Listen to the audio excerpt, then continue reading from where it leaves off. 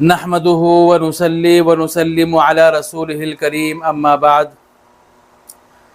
محترم سامعین، چونکہ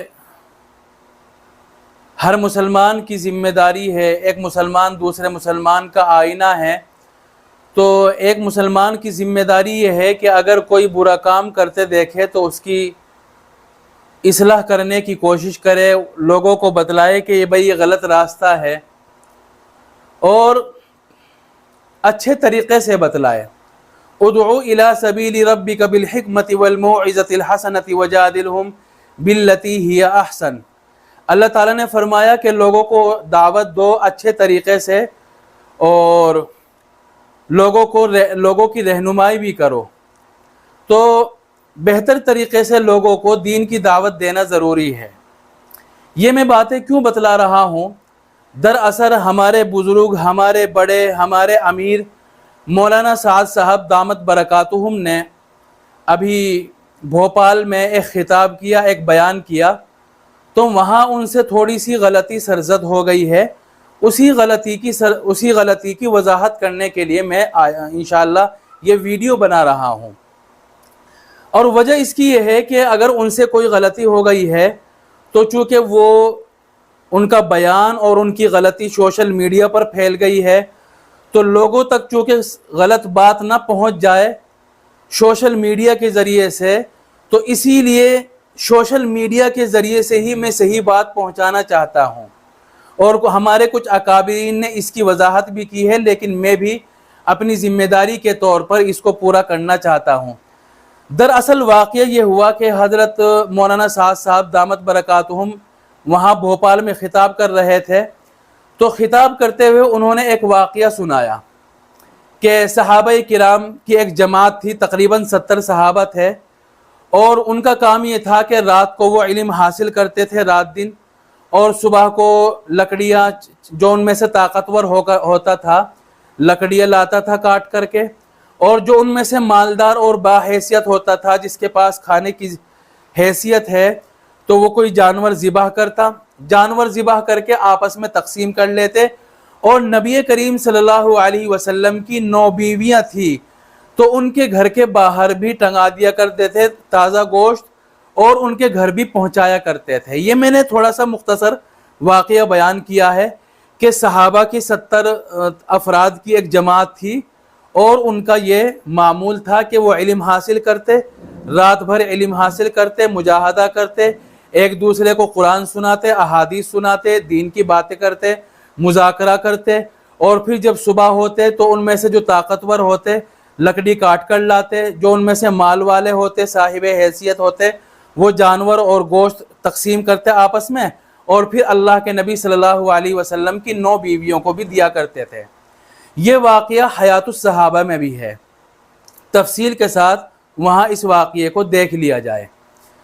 تو اب اس میں غلطی کہاں ہوئی؟ یہ واقعہ انہوں نے سنایا کہ دیکھو آج کے وقت میں دعوت اور تعلیم کا سلسلہ سنت سے ہٹ چکا ہے۔ انہوں نے یہ دعویٰ کیا، اور دعویٰ میں انہوں نے کیا وضاحت کی کہ دعوت اور دین کی تعلیم سنت سے اس لیے ہٹ گئی کہ آج کے زمانے میں تو جو مدرسے کا طالب علم ہوتا ہے، دین حاصل کر رہا ہے، تعلیم حاصل کر رہا ہے، وہ استاد پر خرچ نہیں کرتا بلکہ استاد اس پر خرچ کرتے ہیں۔ حالانکہ صحابہ کا یہ معمول نہیں تھا۔ صحابہ کا کیا معمول تھا کہ صحابہ حضور پر خرچ کرتے تھے اور حضور کے گھر روزانہ کھانا لے جایا کرتے تھے۔ ٹھیک ہے، گویا کہ صحابہ طالب علم ہو گئے اور حضور استاد ہو گئے، اور حضور کے گھر میں روزانہ صحابہ کرام تازہ گوشت لے جایا کرتے تھے۔ تو اس کا مطلب یہ ہوا کہ طالب علم کو چاہیے کہ وہ اپنے اوپر دوسرے سے خرچہ نہ کروائے، استاد سے خرچہ نہ کروائے، بلکہ اپنا خرچہ بھی خود اٹھائے اور استاد کا خرچہ بھی خود اٹھائے، جیسا کہ صحابہ کرام اس واقعے میں، اس حدیث میں ہے کہ خود بھی گوشت کھاتے تھے اور حضور کے 9 گھروں میں بھی گوشت پہنچایا کرتے تھے۔ لیکن آج کل ایسا نہیں ہو رہا۔ مدرسوں میں طلبہ जो है अपना तो खर्चा नहीं उठाते, उस्ताद का भी नहीं उठाते, बल्कि और उस्ताद उन्हीं पर खर्च करते हैं। तो आजकल के जो मदारिस है, आजकल की जो तालीम का सिलसिला है, वो सुन्नत से हट गया है। यहाँ मौलाना साद साहब ये कहना चाहते हैं, इस वाक़ये को बयान करके ये दावा करना चाहते हैं कि आजकल के जो मदारिस है और तालीम है वो सुन्नत से हट गए।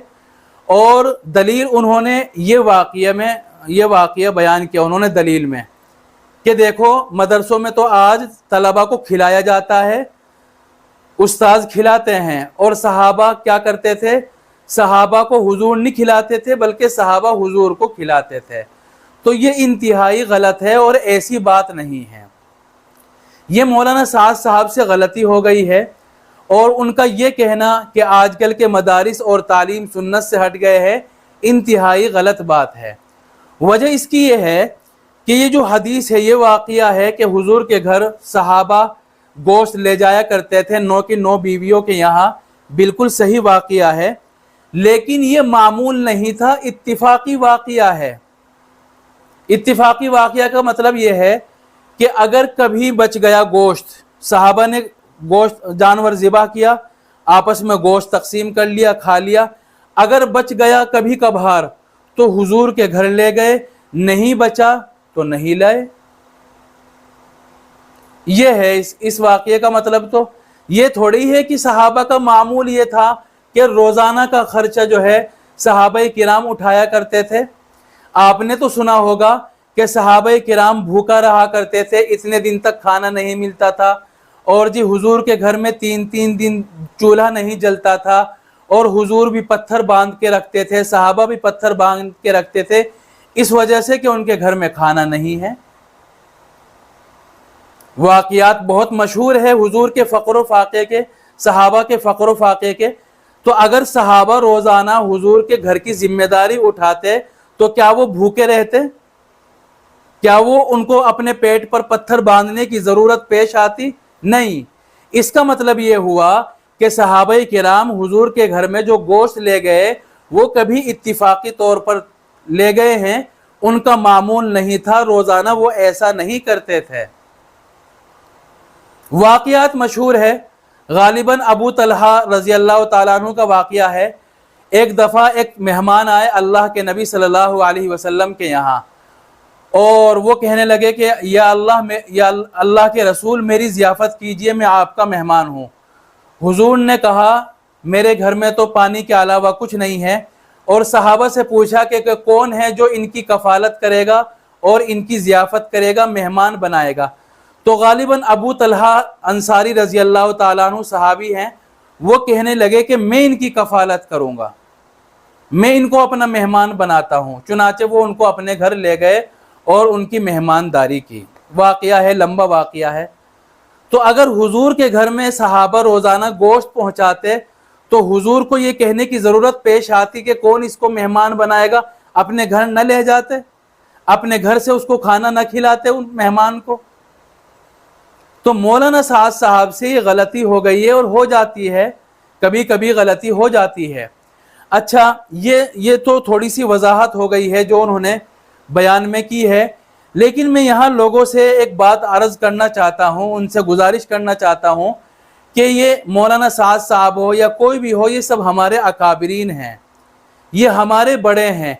इनसे अगर गलती भी हो जाती है तो गलती होने का मतलब ये नहीं कि इनको गाली देना शुरू कर दें। अदब व एहतराम करना चाहिए।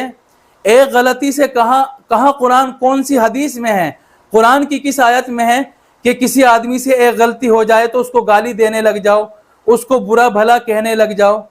मौलाना साद साहब से अल्लाह ताला ने वो दीन का काम लिया है जो किसी से अल्लाह ने लिया है। वो हमारे सरों के ताज है, वो हमारे अमीर है, वो हमारे बुजुर्ग है, वो हमारे बड़े हैं, वो हमारे सरपरस्त है, वो दीन का बहुत बड़ा काम कर रहे हैं। उनकी 100 तकरीरों में अगर एक गलती हो गई है तो कौन सा हाहुल्ला हो गया है? क्यों शोर मचाने की ज़रूरत क्या है? बुरा भला कहने की ज़रूरत क्या है? बुरा भला नहीं कहना चाहिए अपने अकाबरीन को, अपने बड़ों को, उसका नतीजा अच्छा नहीं होता। लेकिन ये मुझे वजाहत करने की ज़रूरत इसलिए पेश आई है کیونکہ اس کا تعلق جو ہو گیا قرآن کی تشریح سے ہے، حدیث کی تشریح سے ہے، اور قرآن کی تشریح اور حدیث کی تشریح اگر کوئی غلط کرے گا تو اس کی تو صحیح وضاحت کرنا ہر شخص کی ذمہ داری ہے۔